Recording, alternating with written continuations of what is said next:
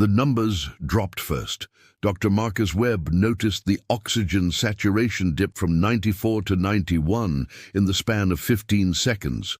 Room 347's monitor flickered with amber warnings, but he'd seen worse, much worse, in his 14 months as a resident at Oregon Memorial. The patient, Thomas Brennan, a 52-year-old construction foreman recovering from what should have been routine gallbladder surgery, shifted restlessly beneath thin hospital sheets. "His pressure's climbing again," Helen Kowalski said from the doorway. Marcus didn't look up from his tablet. He was documenting his 5th admission of the night, and the emergency department had just paged him about a possible bowel obstruction coming up from downstairs. It was 2:47 a.m. on a Tuesday in late October, and Portland's autumn rain hammered against the windows with the kind of persistence that made the whole night feel endless. "It's within normal range," Marcus said. "For now." Something in Helen's tone made him finally glance at her. She stood with her arms crossed, her scrubs wrinkled from 12 hours into a double shift. Grey hair pulled back in a bun that had probably been neat when her shift started at 3 yesterday afternoon. Her face held that particular expression Marcus had learned to recognize over the past year. Not quite concern, not quite challenge, but something between warning and resignation. "Dr. Webb," she said, using his title in that way she did when she was about to say something he wouldn't want to hear. "I've been watching Mr. Brennan all evening. Something's not right." Marcus set down his tablet with deliberate patience. "His labs are stable. Temperature's normal. The surgical site looks clean. What specifically concerns you?" Helen moved to the bedside, her practiced eye scanning the monitor. The IV drip, the patient's pallor in the fluorescent light. "He's splinting when he breathes. See?" She gestured at Thomas's chest. "Shallow, rapid. His abdomen's more distended than it was 4 hours ago, and he's getting drowsy even though we reduced his pain medication." "Post-operative discomfort," Marcus said. "It's been less than 18 hours since surgery." "I know what post-op discomfort looks like." Helen's voice remained level, but her jaw tightened. "I've worked surgical floors for 32 years. This is different." Thomas stirred, his eyes opening to slits. "Water," he mumbled. Helen immediately reached for the cup beside his bed, angling the straw to his cracked lips. Her movements were automatic, gentle, the kind of touch that came from decades of bedside care. Marcus watched her, aware of a familiar irritation rising in his chest. This was the pattern with Helen Kowalski. She'd been at Oregon Memorial since before Marcus was born, and she treated every case like it required her personal intervention. The older nurses were like that, carrying trauma from before electronic monitoring, before protocols got standardized, before evidence-based medicine replaced intuition and folklore. They'd seen one bad outcome, and suddenly every patient was a disaster waiting to happen. "I'll keep monitoring him," Marcus said, which was his diplomatic way of saying the conversation was over. Helen straightened, and for a moment Marcus thought she might push back. Instead, she just nodded. "When his belly gets rigid," she said quietly, "when his pressure drops and his heart rate spikes, when that monitor starts alarming because he's going into septic shock, it's going to happen fast, maybe 90 minutes, maybe less. And when it does, you'll have about 20 minutes to get him to the OR before it's too late." The specificity of her prediction irritated him more than her concern. "You're describing a perforated bowel or an anastomotic leak," Marcus said. "Dr. Harrison performed that cholecystectomy. She's one of the best surgeons in the state. The procedure was textbook. I reviewed her operative notes myself." "I'm sure you did. So, unless you have evidence, actual clinical evidence of a complication, I'm not going to wake up the surgical team at 3 in the morning based on a feeling." Helen met his eyes. In the dim light of the hospital room, her face looked older than her 63 years, carved with the weight of too many night shifts and too many patients whose names she probably still remembered. "I'm not asking you to wake anyone," she said. "I'm asking you to stay close, to watch him, to be ready." "I'm always ready. Are you?"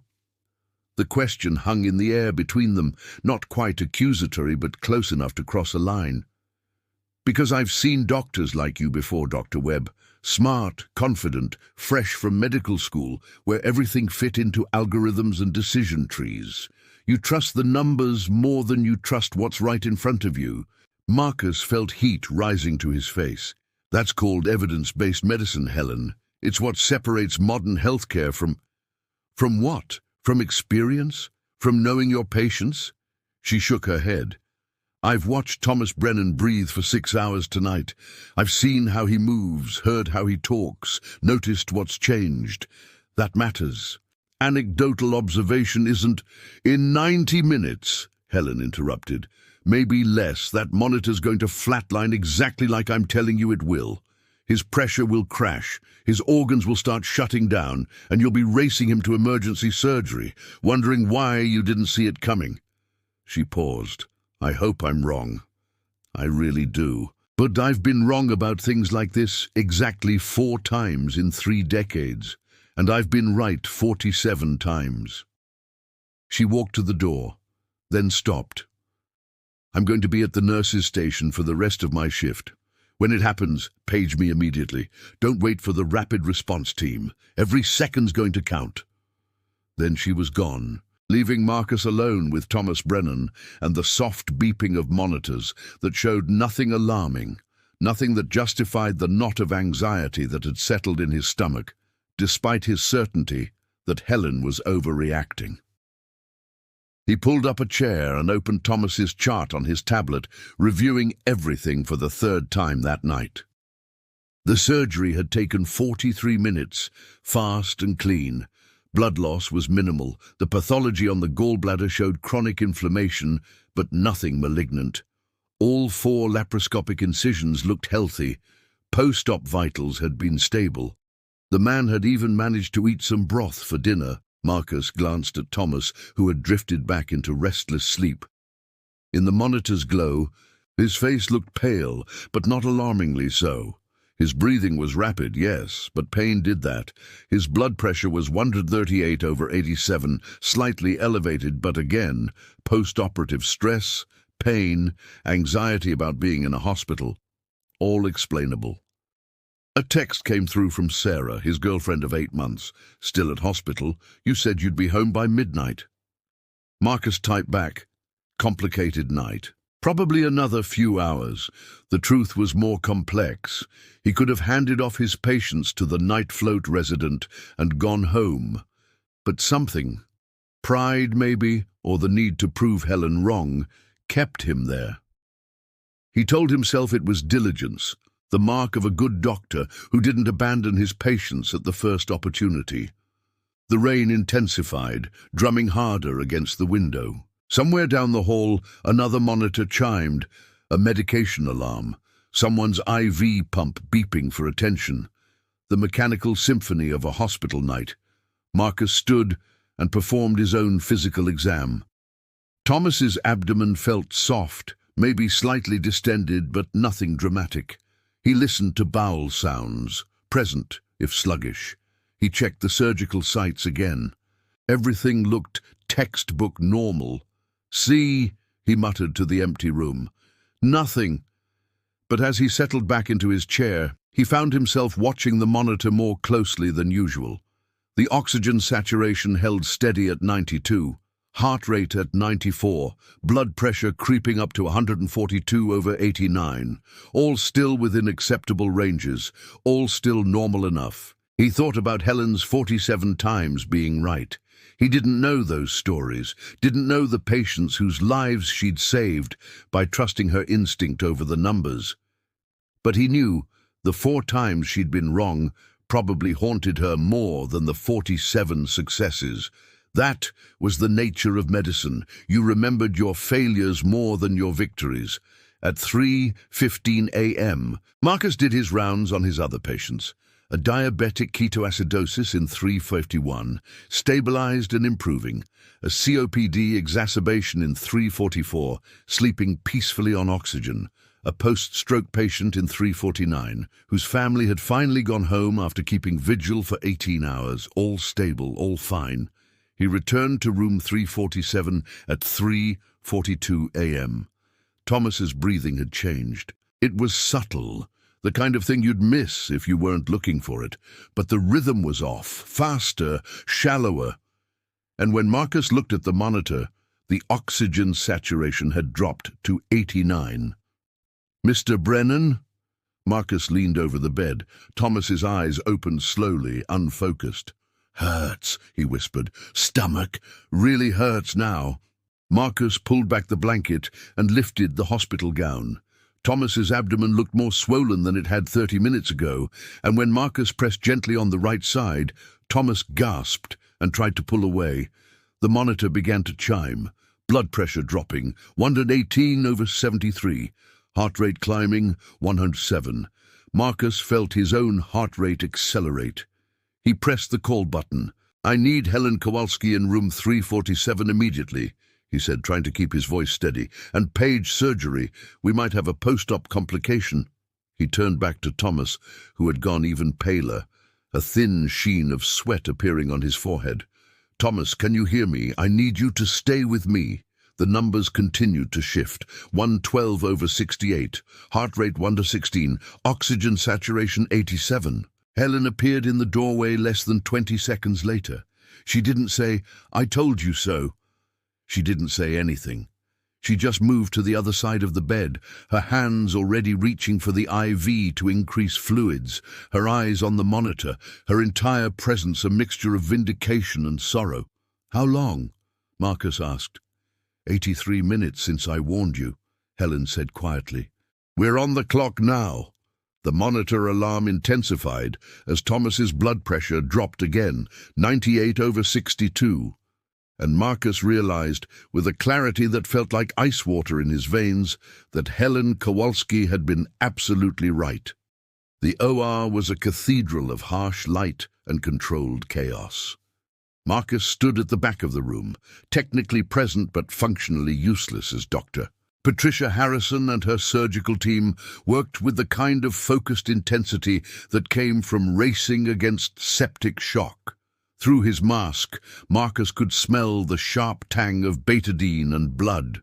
The monitors chirped their warnings in rhythms he'd learned to decode. Blood pressure too low, oxygen needs support, heart working too hard to compensate for a body in crisis. "Suction, Doctor," Harrison said, her voice clipped and professional. "More. I need to see where this leak is." It had been an anastomotic leak. A tiny failure in the connection between tissues, invisible on the outside, catastrophic on the inside.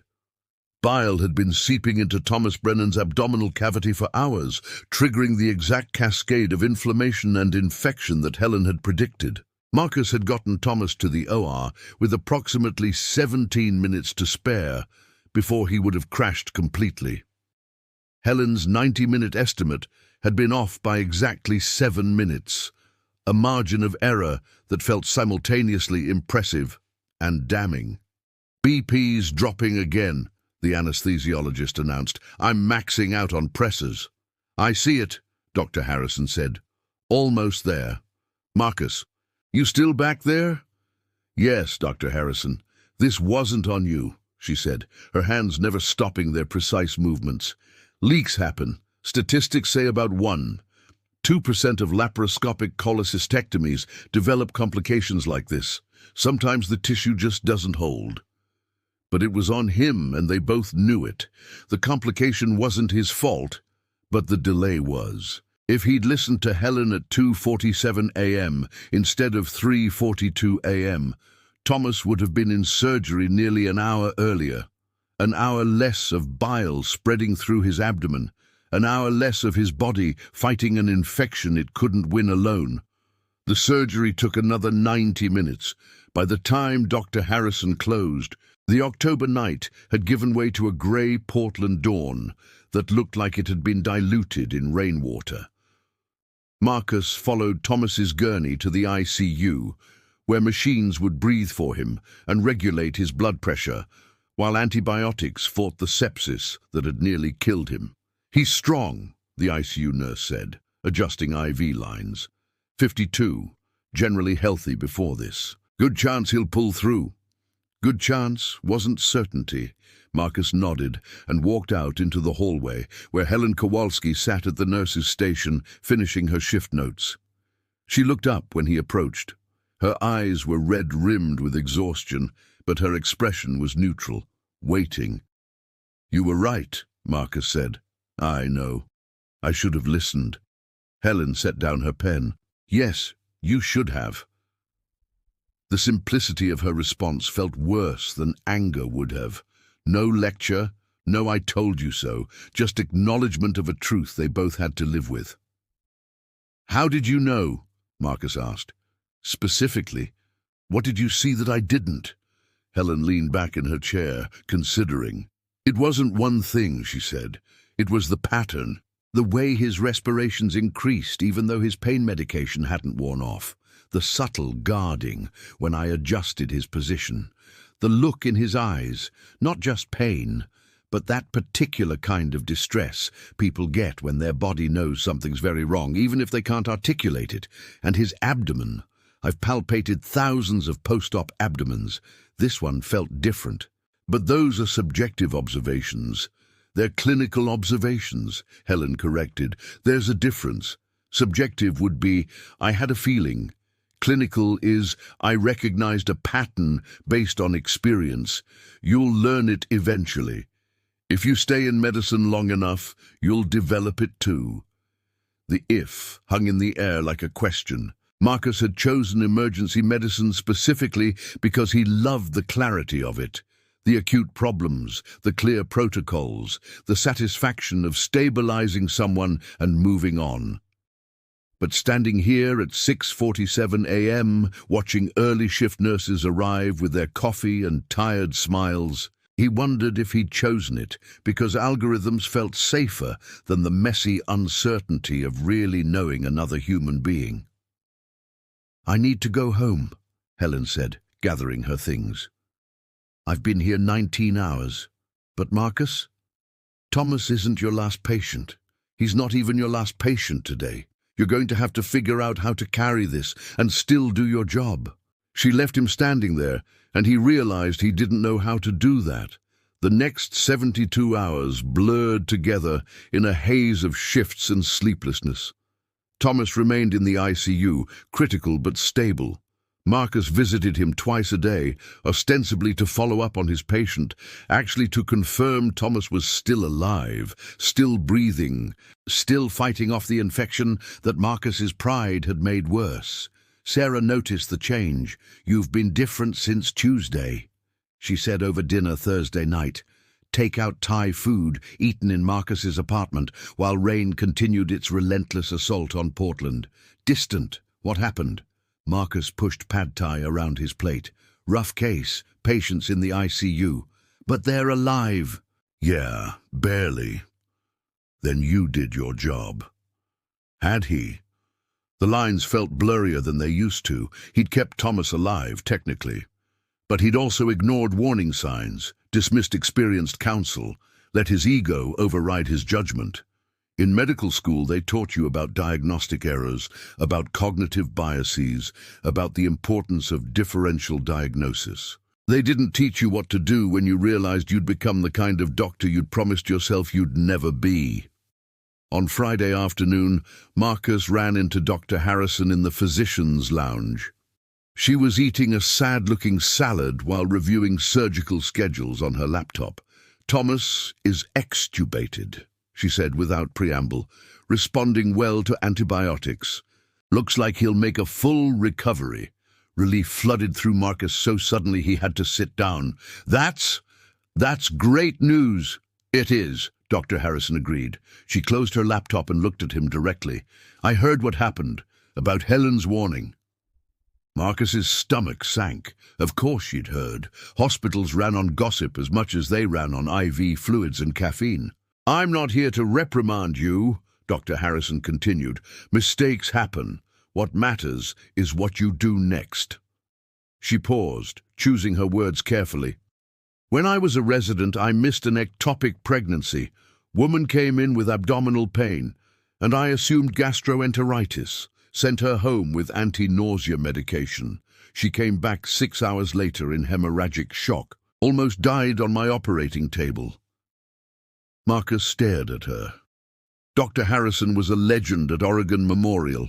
Steady hands, brilliant diagnostician, teacher of the year 3 times running. The idea of her making a catastrophic error felt impossible. My attending told me I had 2 choices, she said. I could let it destroy me, or I could let it make me better. I chose better. Started listening more carefully. Started trusting my team. Started remembering that medicine isn't a solo performance. It's a collaboration.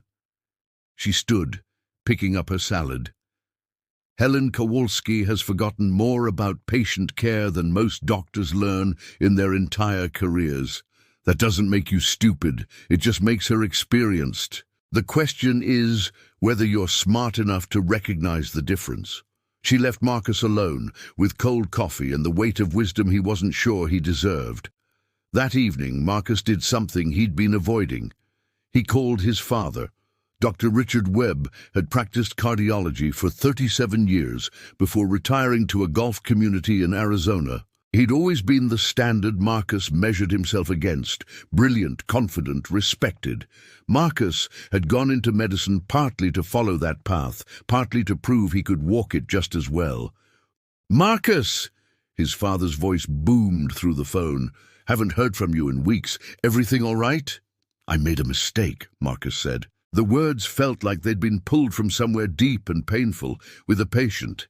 "He's going to be okay, but I almost killed him because I was too arrogant to listen to someone who knew better." Silence on the other end. Then, "Tell me what happened." Marcus did. He laid out the whole story. Helen's warning, his dismissal, the rapid deterioration, the emergency surgery. When he finished, he waited for his father's judgment. "How old is this nurse?" his father asked. 63. She's been at Oregon Memorial for over 30 years. And you thought you knew better after 14 months as a resident? It wasn't a question. Marcus closed his eyes. Yes. His father sighed. "I'm going to tell you something I've never told you before. My 3rd year of residency, I had a patient, 67-year-old man with chest pain, classic presentation for angina. I ordered all the right tests, started him on all the right medications. His EKG looked textbook. But the night nurse, this woman who'd been working CCU for 20 years, kept telling me something was off, said his pain didn't respond the way cardiac pain should, said she thought it might be his gallbladder radiating up." Marcus opened his eyes. "What happened?" "I ignored her, told her to trust the data. The man coded 4 hours later from a massive MI. We got him back, but he had significant heart damage. Turned out he'd been having an atypical presentation of a STEMI that my textbook EKG interpretation had missed." The nurse had been right. Her instinct and experience had picked up on something my training hadn't prepared me for. "What did you do?" I apologized to her, learned from it. And I spent the next 37 years remembering that medicine is practiced by a team, not by one person's ego. He paused. "You're a good doctor, Marcus, but good doctors become great doctors when they realize they don't have all the answers, especially when they're standing next to someone who does." After the call, Marcus sat in his apartment, listening to the rain and thinking about patterns, not just the clinical patterns Helen had recognized in Thomas's breathing and pallor, but the larger patterns of his own behavior, the way he dismissed her because she was a nurse, not a physician, the way he'd trusted his limited experience over her decades of wisdom, the way he'd let his need to be right override his duty to his patient. Sarah had fallen asleep on his couch, worn out from her own long week teaching middle school English. Marcus looked at her peaceful face and realized she deserved better than this version of him, the one who was too proud to admit when he was wrong, too defensive to accept help, too focused on being right to remember why he'd gone into medicine in the first place, which was to help people, to heal them, to serve them, not to prove anything. On Saturday morning, Thomas Brennan was moved from the ICU to the step-down unit.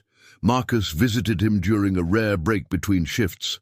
Thomas was sitting up in bed, still pale and weak but undeniably alive, eating Jell-O and complaining about the hospital food, both excellent signs. "Dr. Webb," Thomas said when Marcus entered, "they tell me you saved my life." Marcus shook his head. "Helen Kowalski saved your life. I just eventually listened to her. Well, I'm grateful either way." Thomas set down his Jell-O cup. "My wife's been here every day. My kids came up from California. I'm lucky." "You are," Marcus agreed, "and I'm sorry. I should have acted faster if I had—" "But you did act," Thomas interrupted.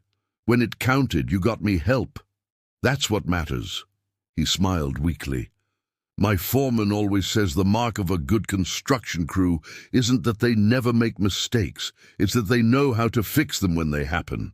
I figure medicine's probably the same way." Marcus felt something loosen in his chest. "Thank you," he said, "for being generous. You didn't have to be." "Sure I did. You're still learning, right? We all are, all the time. At least, that's what my wife keeps telling me." Thomas reached for his water. "That nurse, Helen, she's something else. Spent 2 hours talking to my wife Thursday morning, explaining everything that was happening, what to expect. Made my wife feel like I was in good hands." "You were," Marcus said. "You definitely were." When Marcus left Thomas's room, he found Helen at the nurse's station, reviewing medication orders for her current patients. She'd been working extra shifts, covering for a colleague whose daughter had been in a car accident. That's how she was, always showing up, always present, always caring. "Got a minute?" Marcus asked. Helen looked up, surprised. "Sure." They walked to the small break room at the end of the hallway, the one with the perpetually broken coffee maker and the motivational posters about teamwork that someone had put up years ago. "I want to apologize," Marcus said. "Not just for ignoring your warning, though I'm deeply sorry for that, but for the attitude behind it. The assumption that my medical degree meant I knew more than your 3 decades of experience. The arrogance, the dismissiveness. You deserved better. Thomas deserved better." Helen studied him for a long moment. "Apology accepted," she said finally. "But Marcus, I need you to understand something. I wasn't trying to undermine you.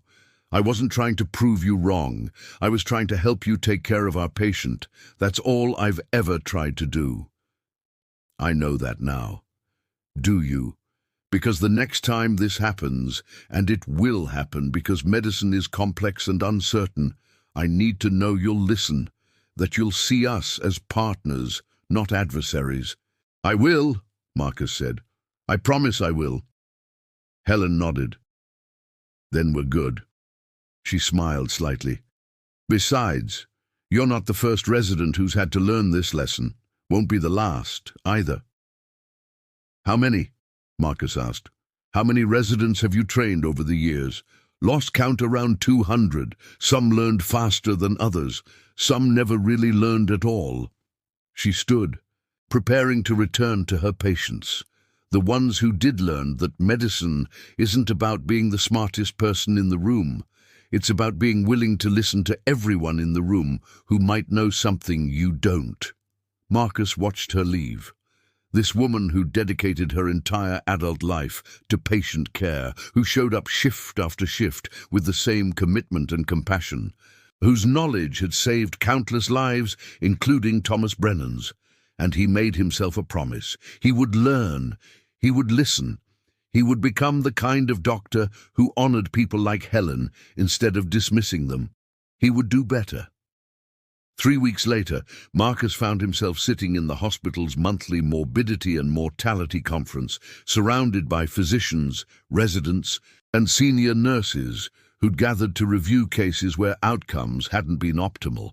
It was designed as a learning experience, a no-blame examination of what went wrong and why, though everyone in the room knew careers had been quietly ended in this conference room. Dr. Harrison was presenting Thomas Brennan's case. Marcus had known this was coming. M&M conferences reviewed all ICU admissions from surgical complications. He'd prepared himself for the scrutiny, had reviewed every decision point a dozen times, had practiced explaining his reasoning without sounding defensive. He hadn't prepared for how it would feel to hear his failures dissected in front of his peers.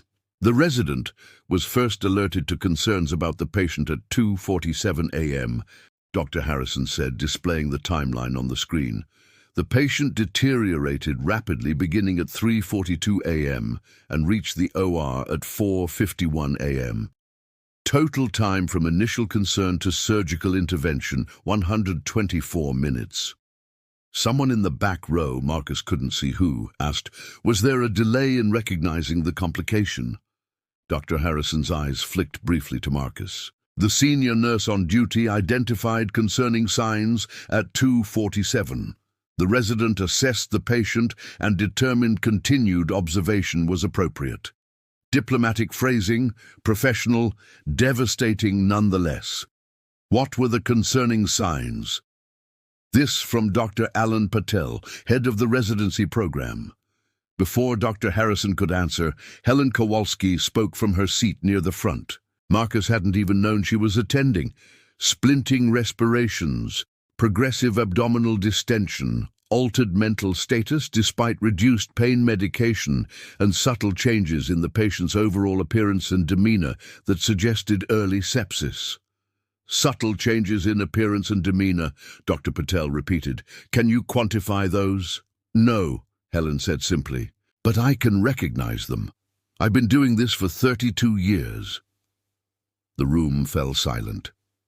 This was the uncomfortable intersection where evidence-based medicine met clinical experience, where algorithms collided with intuition, where the measurable and the felt occupied different territories that didn't always overlap. Dr. James Wu, chief of surgery, cleared his throat. The question isn't whether the nurse's observations were valid. Clearly they were.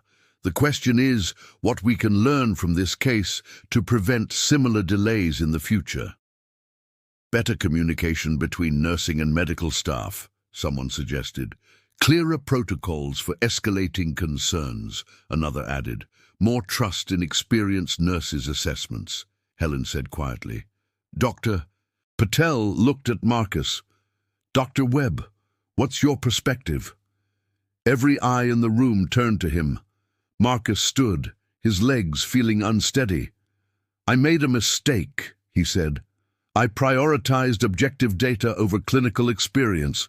I let my confidence override appropriate caution, and I failed to recognize that someone with far more experience than me was offering valuable insight based on pattern recognition I haven't developed yet. He paused. The patient survived, thankfully. But if I'd listened to Helen immediately, he would have suffered significantly less. That's on me. The honesty felt both liberating and terrifying. In the competitive world of medical residency, admitting mistakes could be dangerous, but pretending he hadn't made one felt worse. Dr. Patel nodded slowly. Thank you for that candor. Anyone else have thoughts? The discussion continued for another 20 minutes, analyzing every decision point, every delay, every alternate pathway that could have led to a better outcome. By the end, Marcus felt wrung out, exposed, but also strangely lighter. The mistake was now public record. He couldn't pretend it hadn't happened. He could only learn from it. After the conference, Dr. Patel caught up with Marcus in the hallway. Walk with me, he said. They walked in silence through the hospital's main corridor. past the coffee shop and the gift shop and the chapel where people sat in quiet desperation, praying for outcomes they couldn't control. "You know what separates good residents from great ones?" Dr. Patel finally asked. "Clinical knowledge? No, humility." He stopped walking. "I've been teaching residents for 23 years. The ones who succeed long-term aren't necessarily the smartest or the most talented. They're the ones who can admit when they're wrong, learn from their mistakes, and recognize that medicine is too complex for any one person to master alone." He looked at Marcus directly. "You showed humility in there today. That matters more than you think." "It doesn't feel like enough," Marcus admitted. "It's never enough. That's the point. There will always be another case, another decision, another opportunity to get it right or wrong. What matters is whether you're learning, whether you're growing, whether you're becoming the physician your patients deserve." He paused. "Are you?" Marcus thought about the past 3 weeks. He'd been arriving earlier for his shifts, spending more time at patients' bedsides, asking nurses for their observations before making decisions. He'd started reading differently too, not just the latest journal articles, but older texts on physical examination, on clinical reasoning, on the art of medicine that sometimes got lost in the science. "I'm trying," Marcus said. "Good. Keep trying." Dr. Patel started walking again. "Also, I'm assigning you to shadow Helen Kowalski for the next month. 1 shift a week. She's agreed to mentor you in clinical assessment skills.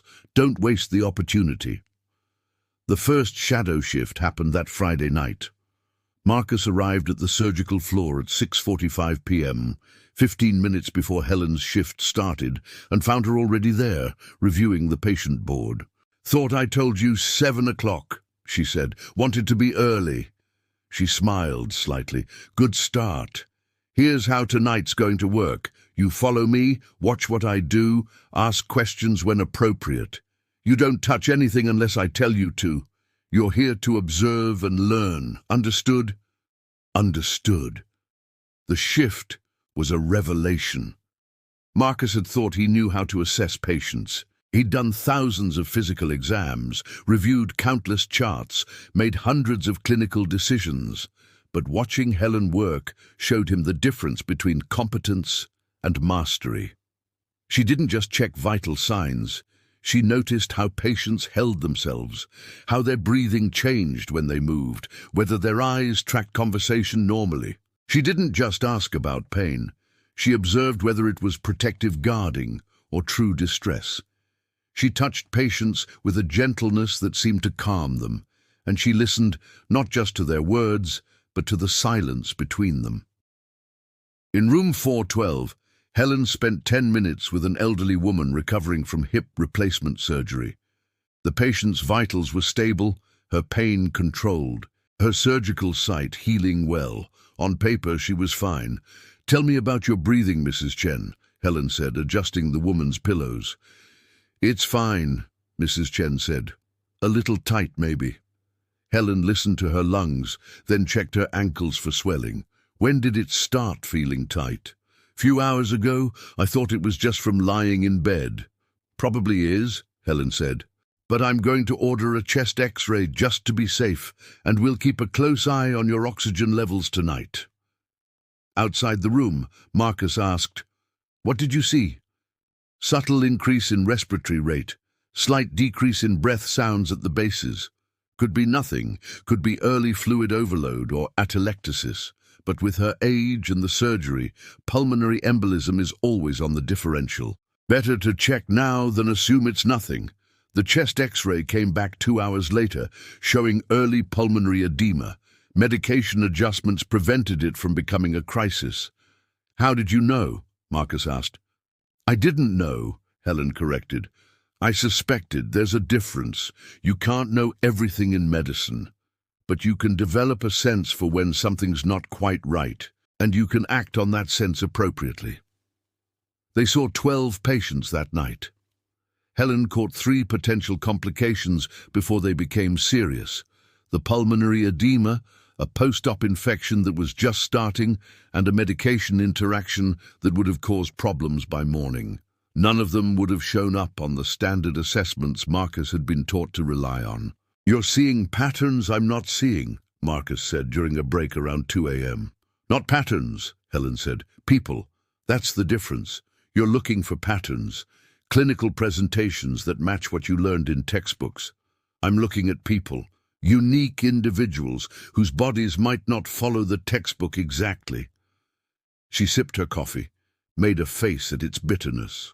"Medicine is both a science and an art. You can't practice it well without both. How do I develop the art part? By showing up, by paying attention, by caring more about being right than about being seen as right." She looked at him over her coffee cup. "You're doing better, Marcus. 3 weeks ago, you wouldn't have asked that question." Over the following weeks, Marcus began to see patients differently, not as collections of symptoms to be diagnosed and treated, but as people whose stories were written in their bodies if you knew how to read them. He started recognizing patterns Helen had shown him. The particular restlessness that suggested pain medication wasn't working well enough, the subtle confusion that indicated electrolyte imbalances, the quiet withdrawal that sometimes preceded serious decline. But he also made mistakes. In early December, he misread a patient's symptoms and called for an unnecessary cardiac workup. The patient was fine, just having a panic attack. But Marcus had ordered thousands of dollars in tests before realizing his error. Helen found him later that shift, sitting in the break room, frustrated with himself. "You're being too hard on yourself," she said. "I should have known it was anxiety." Maybe, or maybe caution was appropriate given the patient's history. Medicine isn't black and white, Marcus. Sometimes ordering that test is the right call, even if it turns out to be negative. She sat down across from him. "The difference between 3 weeks ago and now isn't that you don't make mistakes anymore. It's that you're learning from them instead of defending them." Sarah noticed the change too. "You're different lately," she said one evening in mid-December. They were decorating her apartment for Christmas, hanging lights that blinked in colors that reminded Marcus of hospital monitors. "Different how?" he asked. "Less certain. No, that's not right." She paused, considering. "More aware that you might not have all the answers. It's actually kind of attractive." Marcus laughed. "My existential crisis is attractive? Your growth is attractive." She kissed him gently. "I liked you before. I'm just starting to love you now." The words should have thrilled him. Instead, they settled into that space in his chest, where Thomas Brennan's case still lived, where Helen's warning echoed, where the weight of almost losing a patient because of his pride resided permanently. "I'm not sure I deserve that yet," Marcus said quietly. Sarah studied his face. "Then keep earning it. That's all any of us can do." On December 18th, Thomas Brennan came back to Oregon Memorial for a follow-up appointment. Marcus wasn't technically scheduled to see him. Dr. Harrison handled her own post-op follow-ups, but he'd arranged to be available. Thomas looked healthy. He'd gained back the weight he'd lost. His color was good, and he walked with the confident stride of someone whose body had forgiven the trauma it had endured. "Dr. Webb," Thomas said, shaking his hand warmly, "I was hoping I'd see you." They talked for 15 minutes. Thomas's recovery had been complete. He was back to work, back to his life, back to taking his continued existence for granted in the way healthy people should. "I wanted to thank you again," Thomas said, "and to tell you that I know something went wrong that night. My wife's a nurse, pediatric ICU, and she explained what an anastomotic leak is, what the timeline probably was." He paused. "I know you made a mistake, but you fixed it. That's what I'll remember." After Thomas left, Marcus stood in the hallway feeling the full weight of grace he hadn't earned. Thomas should have been angry. He should have filed a complaint, demanded accountability, questioned Marcus's competence. Instead, he'd offered forgiveness. Marcus wasn't sure he could forgive himself as easily. That night, working another shift with Helen, he asked her, "Does it ever get easier, carrying the mistakes?" Helen was quiet for a moment. "No," she finally said, "but you get stronger, and you learn to carry them in a way that makes you better at your job, not worse." "How?" "By remembering that your mistakes have names and faces, that they're not abstractions or statistics. They're people who trusted you." She looked at him. "Thomas Brennan will stay with you forever. Every time you're tempted to dismiss someone's concern, you'll think of him. That's not a burden. That's a gift. It means you'll save the next Thomas Brennan, and the one after that." Marcus understood then that this was his path forward, carrying Thomas Brennan like a weight that made him stronger, like a reminder that medicine required both science and humility, like a story he would never forget. The monitor hadn't flatlined. Helen had been wrong about that specific detail. Thomas had survived, but Helen had been right about everything that mattered: the danger, the timeline, the urgent need for intervention, and Marcus had almost ignored all of it. Almost.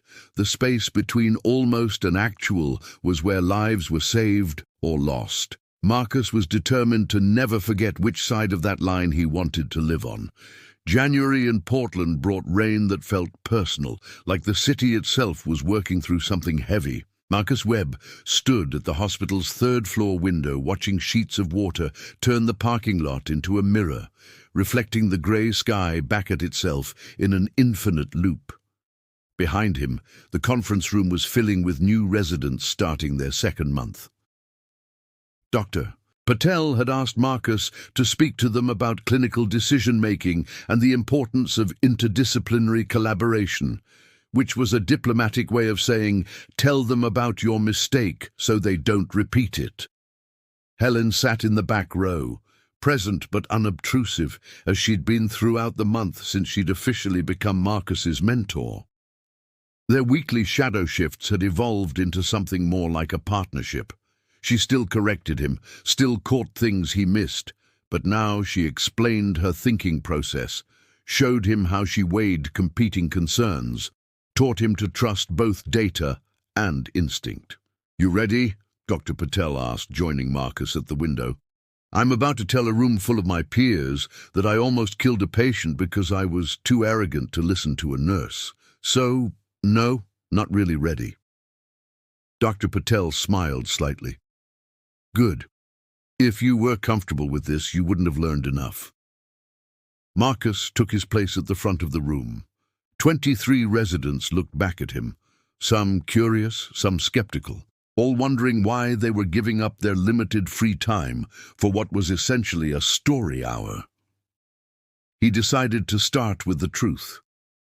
3 months ago, I made a choice that almost cost a man his life," Marcus began, "not because I didn't know enough medicine, not because I wasn't paying attention, but because I valued being right more than I valued being helpful." He told them Thomas Brennan's story. He didn't minimize his role or hide behind technical language. He described Helen's warning, his dismissal of it, the deterioration, the emergency surgery, the days of waiting to see if Thomas would survive. "I'm not telling you this to confess," Marcus said. "I'm telling you this because every single one of you will face a moment like mine. Someone with more experience, a nurse, a tech, a paramedic, a patient's family member, will tell you something that doesn't match what you think you know, and you'll have to decide whether to listen or whether to trust your own judgment." He paused, making eye contact with faces that suddenly looked younger than his own. "Here's what I learned. Trusting your own judgment and listening to others aren't opposites. They're both parts of the same skill, clinical discernment. You need to know enough to make decisions, and you need to be humble enough to know what you don't know." A hand went up. "But how do you tell the difference between valuable input and someone just being overly cautious?" "That's the hard part," Marcus admitted. You can't always tell in the moment, but you can ask yourself, what's the cost of taking this concern seriously? In my case, the cost would have been waking up the surgical team for what might have been nothing. The benefit was potentially saving a man's life. I chose wrong. Helen spoke from the back of the room. Can I add something? Marcus nodded gratefully. The residents in this room represent the future of medicine, Helen said, standing. You've been trained in the latest techniques, the newest research, the most sophisticated diagnostic tools. That's valuable, essential even. But medicine isn't practiced in a vacuum. It's practiced in teams, with people who have different types of expertise than you do. She walked to the front, standing beside Marcus. I can't read an MRI. I don't know the latest chemotherapy protocols. I couldn't perform a surgical procedure if you paid me. But I've watched thousands of patients get sick and get better. I've seen every complication you can name and some you can't. I know what normal looks like, which means I can recognize abnormal even when I can't explain exactly why. One of the residents, a young woman Marcus recognized from the ER, raised her hand. So how do we learn to trust that kind of knowledge without undermining our own training? You listen, Helen said simply. When someone with experience tells you they're concerned, you take it seriously. You might still make the final decision, but you make it with all the information available, not just the information you personally gathered. The discussion opened up from there. Residents shared their own experiences of being caught between protocols and instinct, between what they'd been taught and what they were seeing. Dr. Patel talked about the evolution of medicine from individual practice to team-based care. A senior nurse from the cardiac unit described watching young doctors learn the same lessons over and over, because they wouldn't listen to the people who'd been there before. After the session ended, several residents approached Marcus privately. Thank you for being honest, one said. Most of the teaching we get is about success stories. It helps to hear about the mistakes too. Just don't repeat mine, Marcus said. Over the following weeks, Marcus noticed a shift in how residents interacted with nursing staff. Questions were asked more respectfully. Concerns were taken more seriously. The invisible hierarchy that had always existed in hospitals, physicians at the top, everyone else below, seemed to soften slightly. It wasn't revolutionary, but it was something. In mid-January, Marcus got news that surprised him. He'd been selected for a teaching award, recognition for his work, mentoring medical students during their surgical rotations. The irony wasn't lost on him, being honored for teaching while he himself was still learning. You deserve it, Sarah said when he told her. They were cooking dinner together in her apartment, a Sunday evening ritual they'd developed over the fall. I've watched you change these past few months. You listen more. You question yourself more. Those are good things for a teacher to model. I question myself too much now, Marcus admitted, chopping vegetables. Second guess every decision. There's a balance, Sarah said, between confidence and humility. You'll find it. But finding that balance proved harder than he expected. In February, Marcus hesitated too long on a straightforward case, calling for consults that weren't needed because he was afraid of missing something. Dr. Harrison pulled him aside afterward. You're overcorrecting, she said. The lesson from Thomas Brennan isn't that you should never trust your judgment. It's that you should trust your judgment while remaining open to input. There's a difference. How do I know when I'm making the right call? You don't. Not always. That's medicine. She softened slightly. But Marcus, you've been doing good work. I've watched you over these months. You're becoming the kind of doctor who asks good questions, who listens to his team, who treats patients like people instead of diagnoses. Don't lose confidence in yourself while you're learning humility. Helen echoed this during their next shadow shift. You're thinking too much, she observed after watching him deliberate over a routine post-op assessment. I thought the whole point was that I wasn't thinking enough before. No, the point was that you weren't listening enough before. There's a difference. She demonstrated her own assessment of the patient. Quick, efficient, thorough. You gather information, you process it, you make a decision. Second-guessing yourself after you've done your due diligence isn't helpful. It's just anxiety. How do you tell the difference? Helen smiled. Time. Experience. About 10 more years of this. In March, Thomas Brennan sent a card to the hospital addressed to Marcus.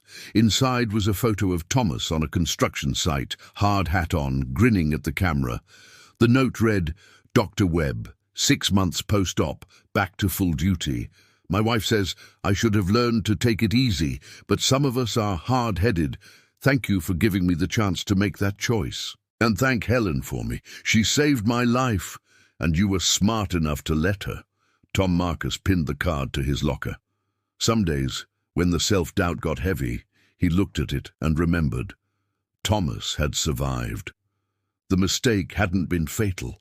The learning had been real. By April, Marcus's residency evaluations showed significant improvement. His clinical skills remained strong, but now they were accompanied by what Dr. Patel called appropriate consultation seeking and effective team collaboration, code for he's learned to listen. One evening, working a shift that happened to overlap with Helen's, Marcus encountered a situation that felt eerily familiar. A patient 2 days post-appendectomy was showing subtle signs of distress. Nothing dramatic. Nothing that screamed emergency, just something. Marcus found Helen at the nurse's station. Room 418, post-op day 2. Can you take a look? Helen didn't question why. She just followed him to the room, performed her own assessment, and nodded. I see what you're seeing. Could be early infection. Could be nothing. What do you want to do? It was a test, Marcus realized. Helen was letting him make the call. I want to order labs and imaging, Marcus said, and I want to watch him closely for the next few hours. If anything changes, we escalate immediately. Good call. The patient developed a wound infection that was caught early enough to treat with antibiotics, avoiding the kind of cascade that had nearly killed Thomas. It was a small victory, but it felt enormous. You did well tonight, Helen said at the end of their shift. I learned from the best, Marcus said. He meant it. Helen's expression softened in a way he rarely saw. You know what the hardest part of my job is? Teaching young doctors who don't think they need to learn. The best part is teaching ones who do. You've been one of the good ones, Marcus. Don't forget that. In May, Marcus applied for a fellowship in emergency medicine at Oregon Memorial. Dr. Patel wrote him a recommendation that Marcus wasn't supposed to see, but somehow did. Dr. Webb has demonstrated exceptional growth during his residency. While he initially struggled with the collaborative aspects of medical practice, he has evolved into a physician who exemplifies the best of both technical skill and interpersonal humility. His willingness to learn from mistakes rather than defend them suggests a maturity that will serve him well throughout his career. The fellowship acceptance came in June. Marcus would stay at Oregon Memorial for another 3 years, specializing in emergency medicine while continuing to work with the team that had taught him so much. On his last day as a general resident before transitioning to the fellowship, the surgical floor staff threw him a small celebration in the break room.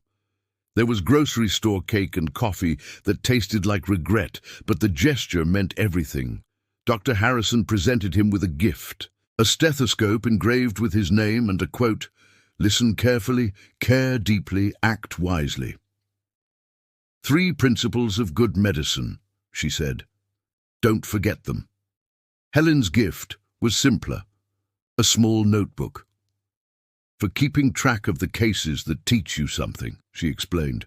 The mistakes, the successes, the moments you want to remember. I've kept one for 32 years. It helps.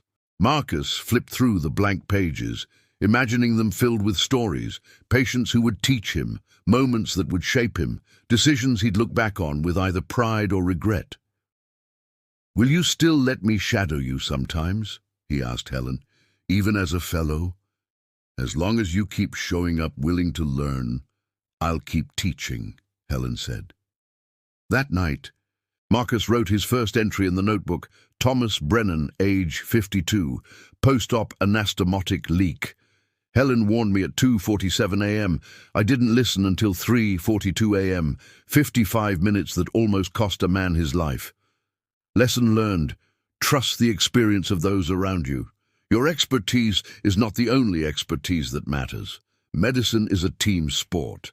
Never forget. He closed the notebook and looked out his apartment window at the Portland skyline, where Oregon Memorial's lights glowed against the darkness. Somewhere in that building, Helen Kowalski was probably finishing a shift, checking on patients one last time, noticing things that others missed, saving lives with the quiet competence that came from decades of showing up and caring. Somewhere in that building, new residents were making their own mistakes, learning their own lessons, beginning their own journeys from arrogance to humility. And somewhere in that building, maybe someone was getting the warning they needed to listen to, the input that would save a life, the reminder that medicine required both science and soul. Marcus thought about Thomas Brennan's monitor, how close it had come to flatlining, how Helen had predicted the deterioration with startling accuracy, how the line between disaster and survival had been measured in minutes. He thought about all the monitors in all the rooms, all the hearts beating behind numbers on screens, all the lives depending on doctors and nurses making the right calls at the right times. And he made himself a promise. He would keep listening. He would keep learning. He would honor the trust patients placed in him by staying humble enough to hear the voices of experience, even when, especially when, they told him things he didn't want to hear. The monitor hadn't flatlined. Thomas had survived. Helen had been right. And Marcus Webb, 30 years old and finally understanding what it meant to be a doctor, was grateful for all of it. The mistake, the lesson, the grace of getting another chance. He opened the notebook again and wrote one more line. This is just the beginning. Outside, Portland's rain continued its endless rhythm, washing the city clean, preparing it for whatever came next. Inside, Marcus sat with his stories and his scars and his determination to do better. And that, he realized, was enough.